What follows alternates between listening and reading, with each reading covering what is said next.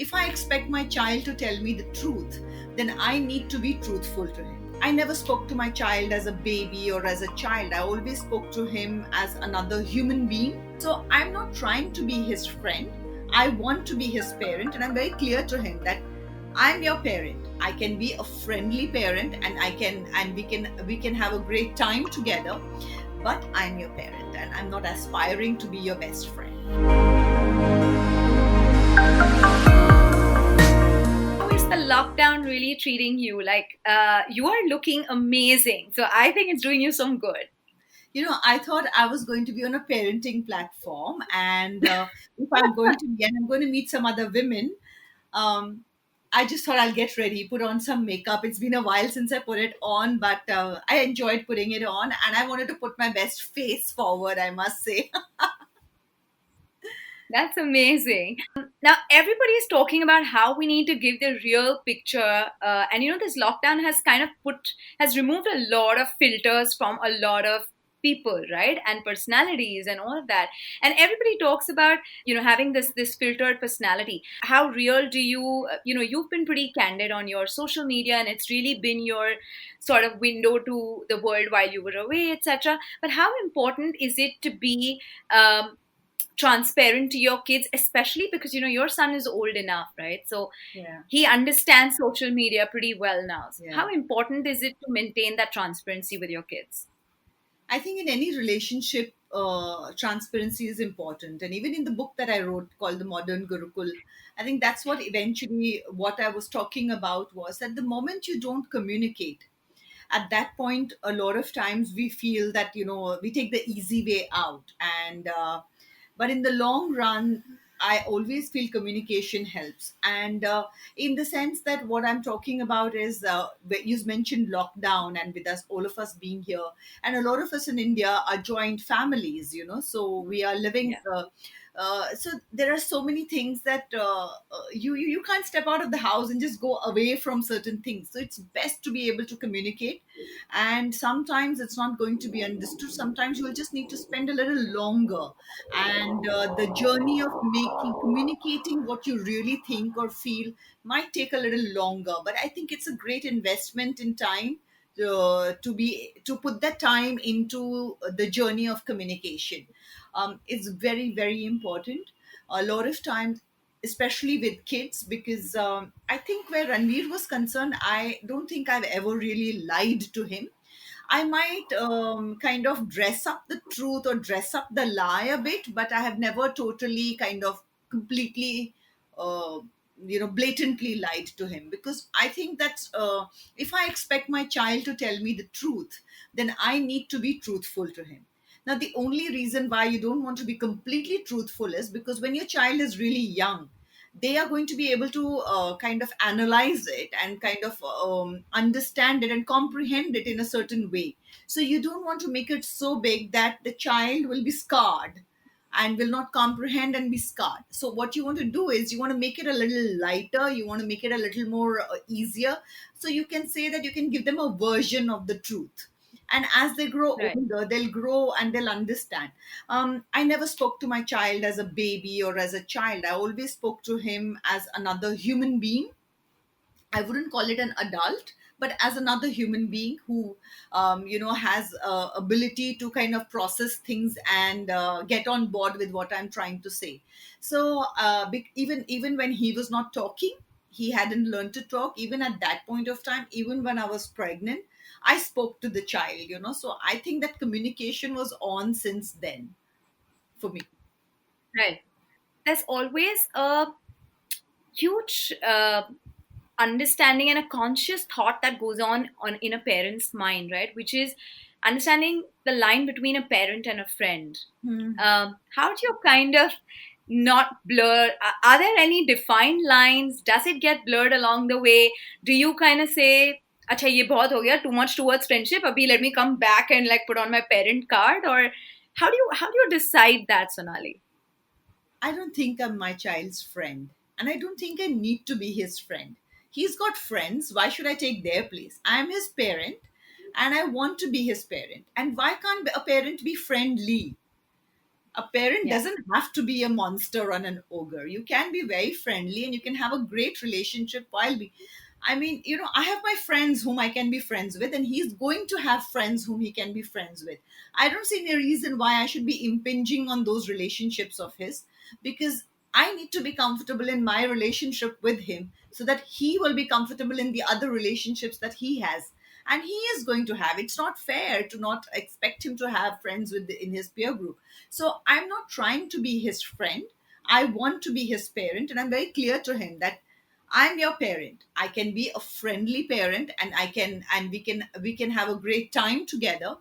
But I'm your parent, and I'm not aspiring to be your best friend.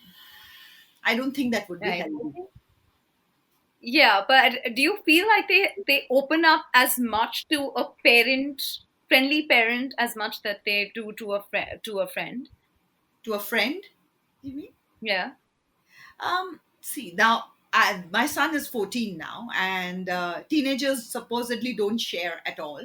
So I'm sure there's certain part of his life that he's not really going to share with me, and which is very normal and it is healthy. He needs to have other outlets also, and those outlets are not just friends but his father. There are certain topics that he will go to his father with, his aunts and his cousins. There will be certain things that he will go to them with. Grandparents, there are certain things that he will go to his grandparents with, and these are the outlets that any of us to have a healthy relationship, we need these various outlets. So there are definitely certain things that I'm sure my son will come and talk to me about. And but can I guarantee it? No. Maybe a couple of years down the line I'll be able to answer this question better. I hope that he shares most of the things with me. What I have done is I've tried and told. I've tried and communicated this to him in numerous ways, and it's not like a lecture that you give and that they will remember. But I hope that what you need to communicate is through actual action. And I've tried to communicate that to him, that even if you make a mistake, come to me with it and let's deal with it Yeah. together. So even if he's made smaller mistakes, and there are times when he's tried to hide it, and I've said no, why? And rather than getting upset with him at that point of time, Goldie and me have tried and kind of helped him through the situation, then had a chat and said that, look, this was such a small thing and we saw through it. I thought you would be upset. I said I would be upset if you didn't share it with me. I said, but I understand, Right. and it's very human. I said, don't I make mistakes? And then there are times when I have made mistakes, and I've sat down and used that opportunity to sit down and say that, look, I made this mistake, and that's human. And I'm apologizing. I'm saying sorry, and I want to, kind of move ahead from it. And if, as family, if we don't share what we feel completely Right. honestly with each other, then you'll go to wrong people when you are in trouble, and they might not be able to Right. help you out the way your parents would help you out. So yeah, Yeah. that's I'm I love that I'm what you trying said, right? constantly That to communicate this to him, and I hope that gets through. Yeah, I think what you said was amazing. That, the source of information, if it's the right source, will just solve a lot of the problems, right? So when we keep those doors open and the children come and tell us the problems, if Yeah, we communicate it and the right source is communicating, half the battle is won, right there, right? absolutely. That's amazing. Tell me, Sonali, when we're living in, how much of the information should you keep real and how much of it should you filter along the way, right? So right now, example, when we were talking of even a time like COVID, right? Like we've got so many parents asking us, how much is too much, right? Similarly, when we talk about growing up, especially in the industry that you come from, where there's so much happening all the time, everything's out there on social media. How do you kind of put out stuff in the sense that, okay, this is what you see on the virtual screen, and this is what reality is, or this much information is too much? How do you draw the line between that? Well, I think I feel that my son is gaining a lot in his school through it, also, where um, look, let's be honest. What Where we are today is information age. It's information. What do you call, society or whatever, civilization or whatever you would call it. I think I'm more an industrial revolution kind of person, but they are not. And so, I'm going to be straddling these two worlds where, as a parent is concerned, because my childhood was in an era which my child has no idea about, and I don't think he's going to know about it beyond the point, because the times have changed so much. So um for me, what was like anything that was an information for me or for you would be, oh, we've heard this, we've read this, and we would believe it. But today's kids, we have to give them credit for it. They are much, because they're Absolutely. born into this. They say, there are so many times when a son tells me, oh, please, what is the other side to it? But, oh, this must be propaganda. They're using, because they are born in this era. They're born with all this information at their fingertips. We have no Correct. idea how their brains are developing. So rather than holding them back and thinking they're not understanding it just because we are not understanding it, I think that would be a wrong way to look at it. I genuinely feel that the kids are, because they're born into this, are much more smarter. Having said that, at any point of time, if you want to reinforce it, then it's not a bad idea to kind of, kind of make them see. We are in information age. Just make them see two different kinds of news media, and you will see one point of view, and you will see another point of view, and you will see a third point of view. And at a couple of times, as soon as if he's talking about something, just question that, did you see this point of view also? So I'm not naming the channels or the Yeah. media group, but we all know everybody has their own biases on this. And the point is to not just follow one bias, but to see it 360 degree. So ideally, if you're interested in a topic, you need to look at it from 3 4 points of view Right. at I least. think what's very interesting about this generation is that they don't take everything at face value. What the innate ability that I think we've taught them, they've learned along the way, is curiosity and to ask questions, right? They Right. always want to figure out the perspectives to it. And I think that is one big differentiator that I see Look, in this for generation. our parents, it was, if you ask them why, it was more like, can you just stop it? Because they were also fed up, and where do you get the answers from? To get an answer Right. about something was to get to a library, dig out a book, and then maybe that book somebody else has taken, so you wait for that book. So it was a process for them. It's at their fingertips. So it really, when they're curious, it's not costing me too much, it's not taking too much of Yeah. my time. It's more like, hey Siri, what is this answer? And you're like, this is the answer, let's look at it from another point of Yeah. view. So it's become so much more easier to deal with it. And to give the credit to our parents, they just did not have that kind of infrastructure and resources at their fingertips to give us answer that many questions. So definitely that is a point of view. And it is very, very important that, even if the thing where I find it very important that we need to show them what is reality is that, suppose, for example, if they're gaming a lot, and if they're on the internet, and oh, we know you don't give your identity and stuff to strangers, they know it.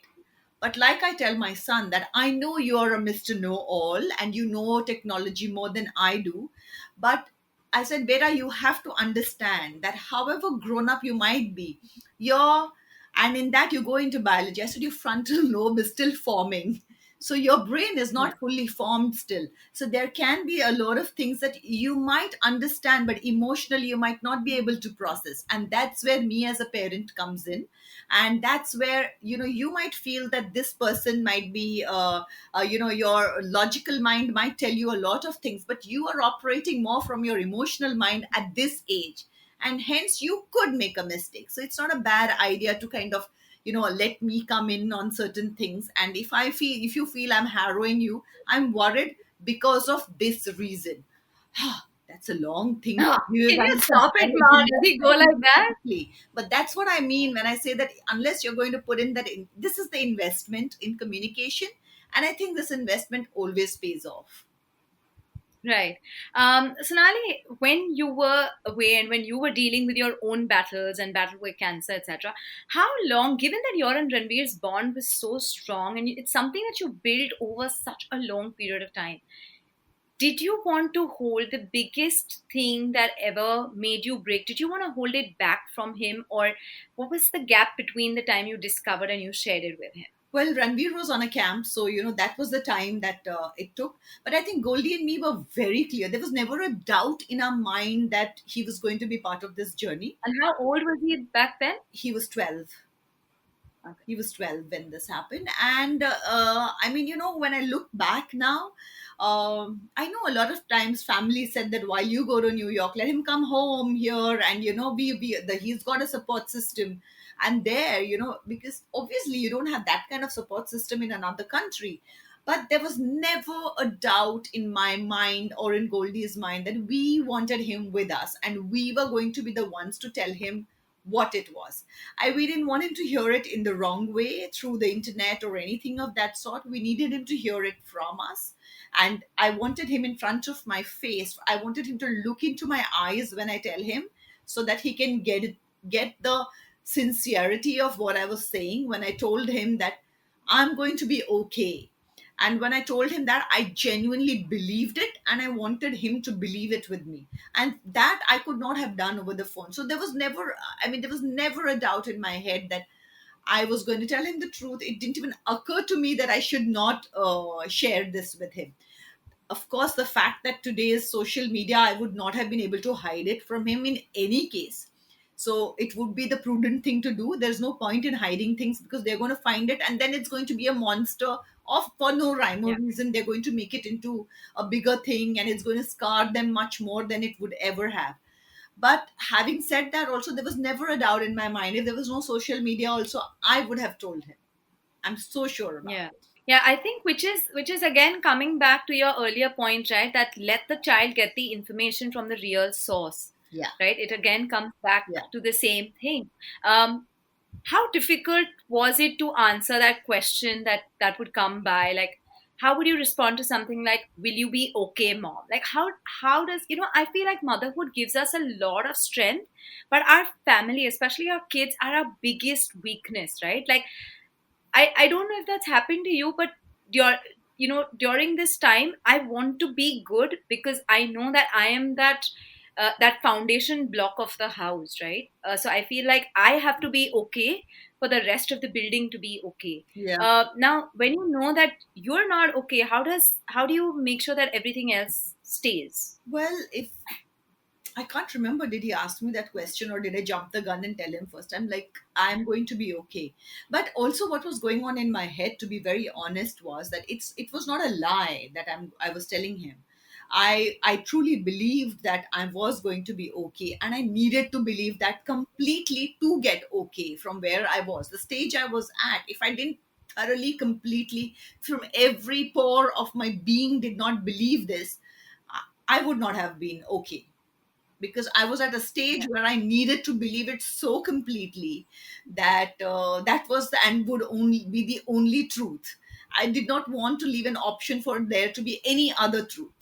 So, having said that, first comes to worst, what would happen? I knew that I had him with me. I was telling him something, that I'm going to be okay and that you're going to be okay. And even if I was not okay, I knew that he would be okay. And how did I know that? Because now the time that I had left with me was focused on seeing to it that if I was not there, he will be okay. I don't know if that makes any sense to you. That makes a lot of So sense. in Yes. that sense, somewhere in my mind, for me, it made a. I was saying we are going to be okay when I said I'm going to be okay. Basically, I'm telling my child it's going to be okay. Yeah. So rather than me saying that I'm going to get through this, I always told him we are going to get through this. Now, we means we, and that doesn't mean that everybody has to be present at that point of time to get through it. I could be somewhere else, and you and your father would get through it. But the point was that you will get through it. And I was not lying about that. Me being there or not being there, I knew my child would get through it. And I was going to make sure of that in the time that I had to me at that point of time. And so I was not lying to Right. him when I said that it was going to be okay. Right. Sonali, for women, vanity is such a big thing. And I read in one of your earlier interviews where you mentioned that, just putting on that lipstick and kajal would just make you feel so good. And when you actually first put up a post on social media with your shaved head, did it matter what your child would feel? Or did you take his or your family's acceptance? Should I put this out? Should I not put this out? Was it like a because I just feel sometimes kids see us as moms, and then women. And sometimes my daughter will say, "No, you're not looking good with that," or "No, don't do that," or "Don't put that out." Was that like a thing, like like a block in their head before you overcame that block? Well, maybe I'm not. There are times now when he will say that, "Mom, can you not put this up or something?" But when I was going through my journey of cancer and when I was born, I don't think that ever came up. And the reality was that this was the reality, and I think. I mean, I don't know how to say this. I would think that assume, and this is an assumption because I've not had this conversation with Ranbir, but I would assume that what was going on in his head was that, are you ashamed of your mother? And I don't think he was Mm, ashamed of me. And if you're not ashamed, then you will not say that don't put this up. There will be, yeah, even today, when he says that, Mom, yours is not a private account, so can you not put up this picture of mine? It's about how yeah, he's going to look. And it's like, can I just like, or he gets embarrassed that, that, Mama, I don't want to be so out there, but other than that, he has never told me, why are you doing this? Because, or would, it's, I think that, is not, when you ask me this question, is when I'm thinking about it, but it never really came up like that. And I assume it was because he was not really ashamed of me not having that hair. He was kind of with me on it, and he was on my side, he was my team member. yeah, So that, I think, yeah. was the deal in this. Nani, you also said in an interview that the biggest thing for you, the toughest one, and what the journey taught you, was to learn to say no, right? Because you have limited time and you want to start saying no to people who don't matter. Yeah. You have to tell me about that. You know what you're telling me just now, you've just reminded me how I'm falling back into the old trap. It's a lesson. 2 days back, I was going through the same thing. I was talking to my sister and I said, I'm falling back into the same trap. I'm again finding it so difficult to say no. And I just realized that, I don't know if it is just as women we go through it, or maybe men go through it also in a different way, and I'm not understanding it because I'm a woman. But it's just, it is so ingrained in us, and I don't mean it in a very feminist way. I just mean it in a way that I'm accepting it and I'm understanding it as to why is it so difficult for me to say no. Because you are kind of so conditioned to, you just said it yourself, I'm the building block of the building that is standing on it. So what happens is that you're ready to take everything on your shoulders all the time, and even if that is pushing you down, you don't realize that that is what is happening. So sometimes what you need is, I need my bedrock to be strong. And you know what, we are also a work in progress. We have also spent only that much time in this world, and we are also growing and evolving. So sometimes we are so hard on ourselves by saying that, why can't I say no? But I've accepted that now, that I find it very difficult to say no, and it's a huge amount of work, and I do try to duck it, and I do try to push it under the carpet, but I acknowledge it now. And I'm trying to make that, understanding the fact that these are my weaknesses, a bedrock, so that I will not go further down, but be where I am and then start rising up from there. I don't know if Right. that makes any sense. No, that does, because you're right. We just constantly take so much on ourselves and compromise so much on ourselves. Like I know this, and I keep telling this to people that I always pack my dabba before I do for my child, and people think that's selfish. But I know that if I don't eat every 2 hours, I will get a headache, and the whole house will then get into a tizzy, right? So I might as well take care of myself. Yeah, So I always believe that if I am happy, my kids will be happier. So I absolutely. agree with what you're saying, right? That and just saying, for me, saying no is equally difficult. So I know where you come from.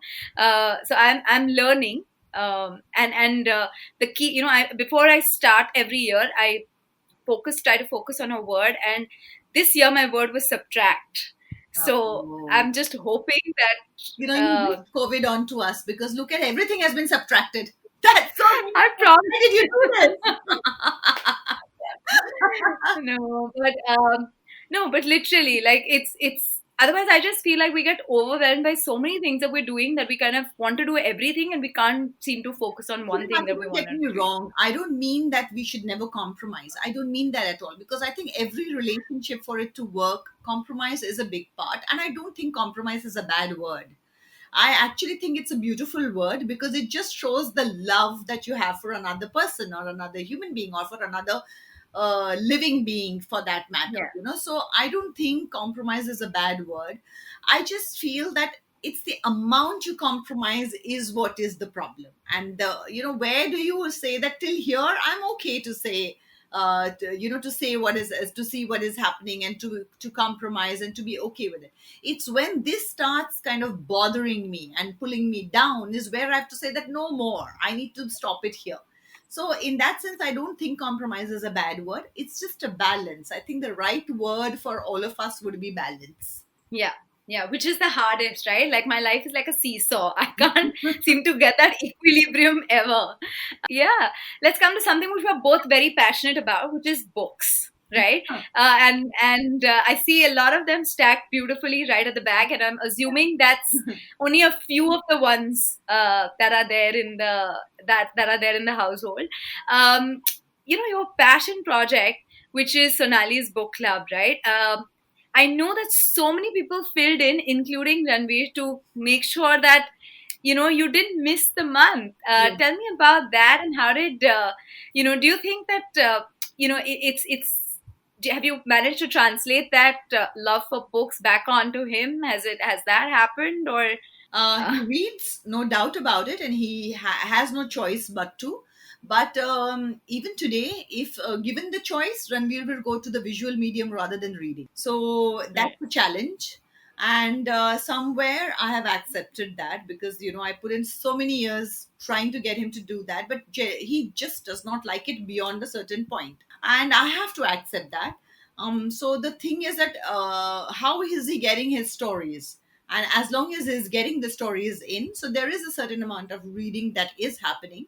It's not as much as I would want him to read, but so we've kind of compromised on that, and we've come to a balance where he gets what he wants to do, I get what I want to do, and we kind of, you know, get through that. As long as there are new ideas and different thoughts going into his head, I'm okay with that. Right.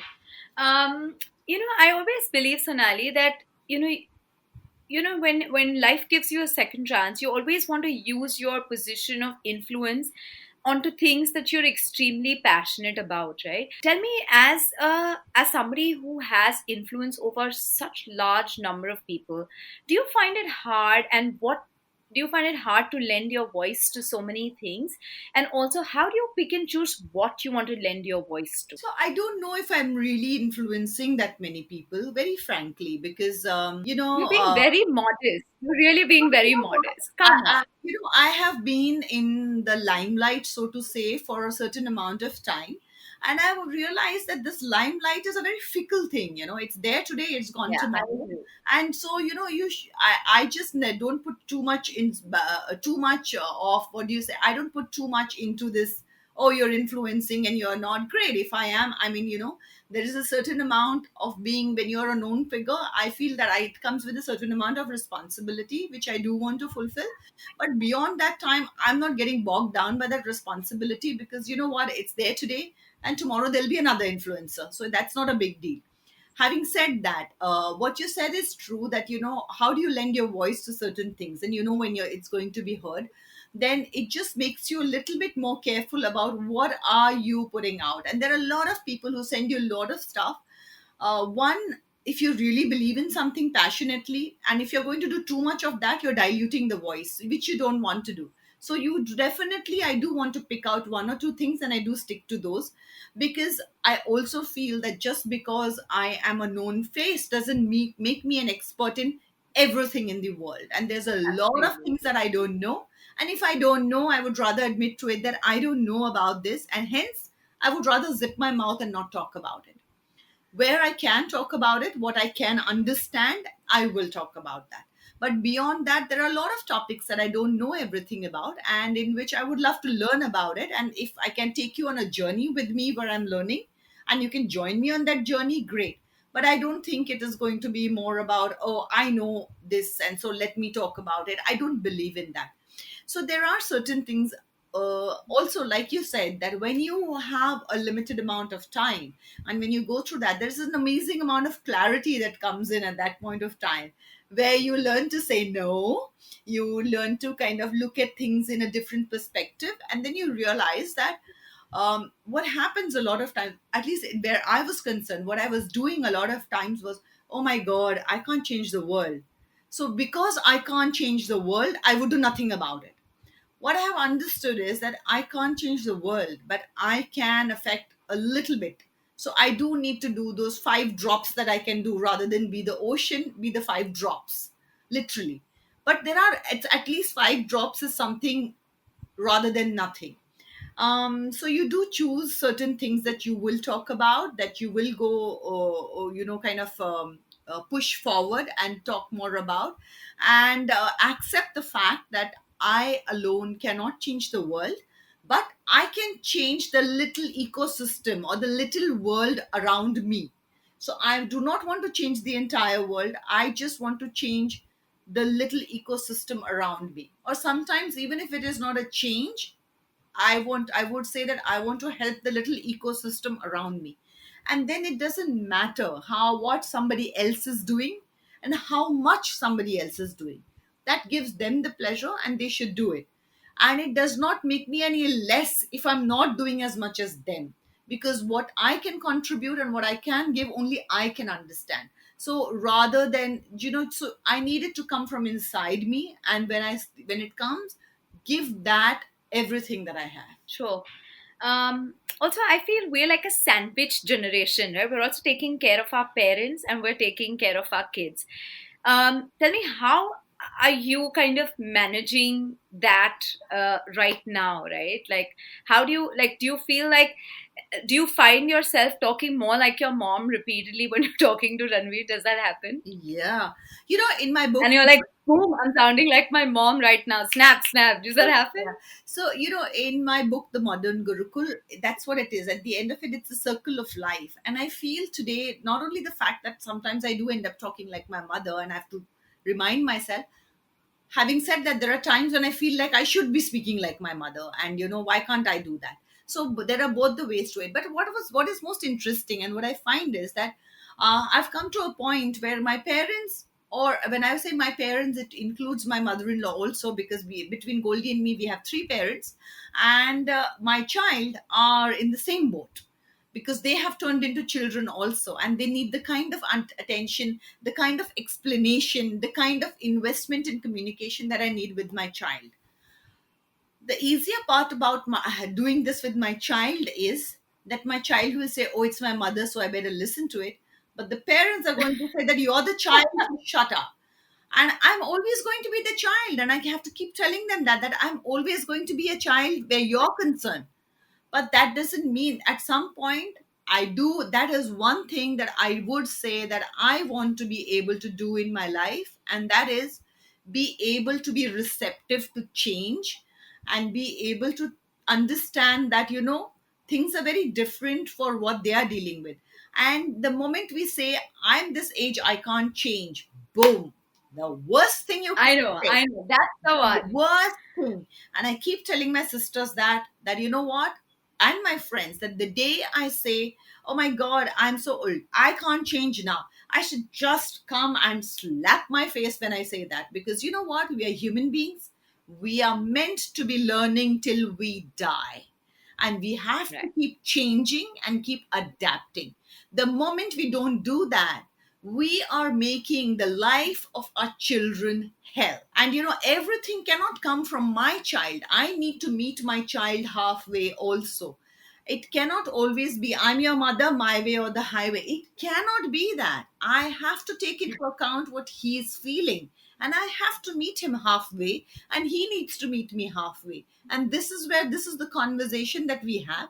And I do pray, and I do hope, I really hope that as I grow older and as my son becomes an adult and has a life of his own, I can adapt and I can change and I can learn. Because if I don't, then I'm going to make his life very difficult. and I really don't want to do Yeah. that. No, I agree. I agree completely. What I have done though is try to mix the other two generations. I've got my kids to teach Nani now, so Yeah. it becomes a little bit easier. I don't know if you've tried that. They're more receptive to learning from the grandkids though. Um, Sometimes, yeah, not always, but yeah. Not always. Sometimes there are Yeah. times when you have to step in to explain, because this generation is talking in LOL, and they are like, so they are talking in abbreviations, and they are used to essays. So there are times when I have to be the paragraph. So it's like literally, so between the tweet and the essay, I have to be the so yeah. I love that.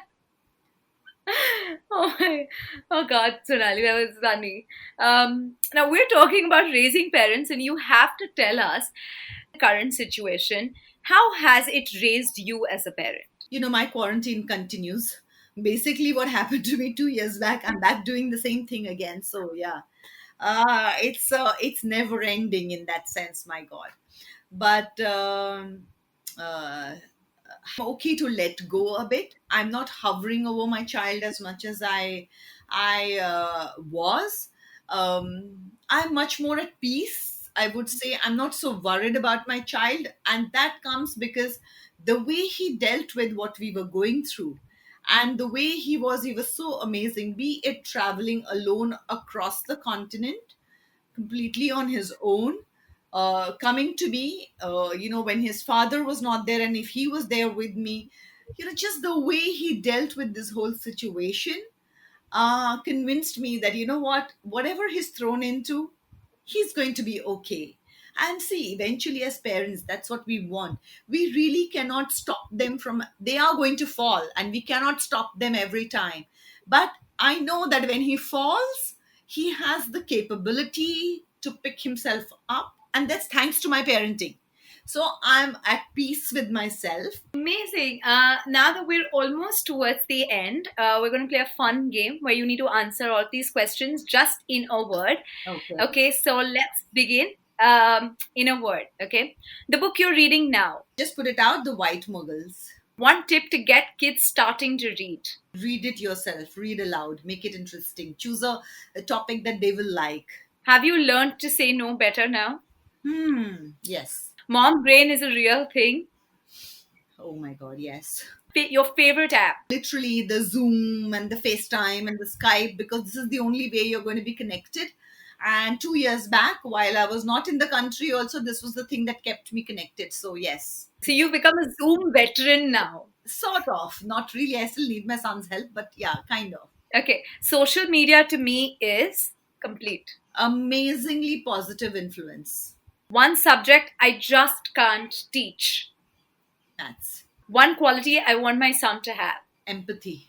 One adjective that describes your relationship with Ranveer. My relationship, I don't know what he feels, but for me, it's unconditional love. Love in its purest form. Your biggest fear. A bit fearless nowadays. I like that. What is the new normal for your family? Gosh, right now, the new normal is spending so much time together, and I'm loving it. Okay. What made you think of the hashtag that you put out in your post, which is switch on the sunshine? Because I felt like I was being bogged down by these dark clouds, and I really needed the sun to peep out of the clouds. And it was like, come on, bring it on, switch it on. And that is what it was. That switch the sunshine on. Right. One hashtag that describes you best. No hashtag can describe me the best. I cannot be one hashtag. I'm definitely multiple hashtags. Okay. All-time favorite book. Difficult to choose one, but I think which one was that? The Eleanor Oliphant was one of my Okay, I'm favorite not a books. fiction reader. It's because of this. Yeah, that has been one of my all-time favorites, especially in these times. That you can master anything if you have the right person next to you. Great. Thank you so much, Sonali. Thank This has you. been incredible. And thank you for being part of raising parents and opening up so much. I'm sure this is going to help a lot of parents out there. Thank you. And more power to you. And please stay safe. And I'm sure you're going to stay very, very healthy. No, thank you so much. I do so hope. Thank you for wishing me health. I need that. but you all stay safe too. It was a pleasure talking to you, and I hope all your members enjoy this talk, and would love to Yeah. know what they feel. Thank you. Thank Likewise. you. Thank you so Bye. much. Bye.